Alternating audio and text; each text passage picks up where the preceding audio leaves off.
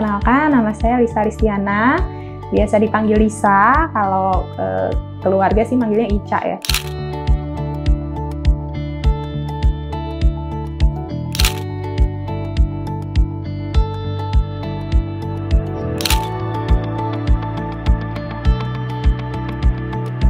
Jadi semenjak itu kayak mulai kenalan gitu ya, oh keren sekali ya sebenarnya konsep ekonomi Islam ini sebenarnya gitu. Cuman saya belum pernah belajar sebelumnya. Jadi semenjak itu saya mulai belajar sendiri nih gitu, cari referensi-referensi gitu.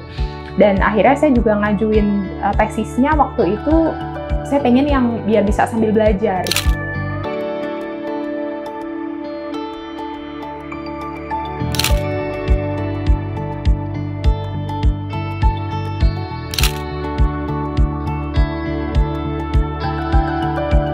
Sebenarnya wasit itu asalnya awalnya itu karena saya merasa ketika saya lanjut studi kuliah gitu ya, riset sepertinya perlu teman diskusi gitu ya. Jadi waktu itu awalnya sebenarnya berawal dari niatan untuk bisa mencari partner diskusi gitu ya.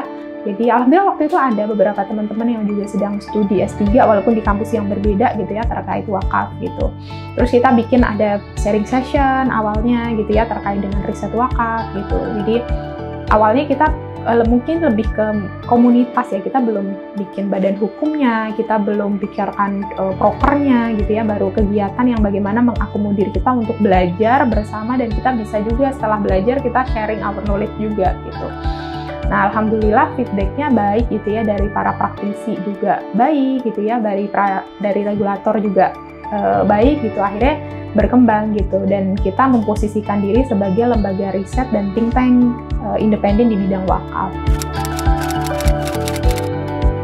Sebenarnya saya sih melihatnya tren yang baik ya, maksudnya dari tahun kalau misalkan dilihat dari indikator misalkan ranking Indonesia juga semakin baik gitu kan terkait dengan dibandingkan dengan negara lain, dan saya melihatnya ini juga satu tren yang baik gitu ya, peluang besar juga gitu Indonesia misalkan kalau dilihat dari penduduk juga Muslim majority sebenarnya gitu, jadi ini sebenarnya satu peluang besar gitu untuk bisa mengembangkan keuangan Islam gitu ya, keuangan dan ekonomi syariah gitu.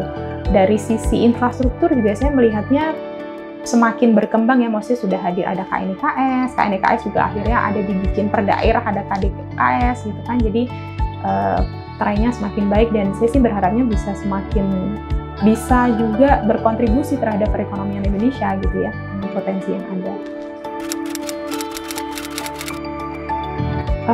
Saya sih berharapnya suatu hari nanti gitu ya, Indonesia tuh memang bisa jadi hub-nya ya.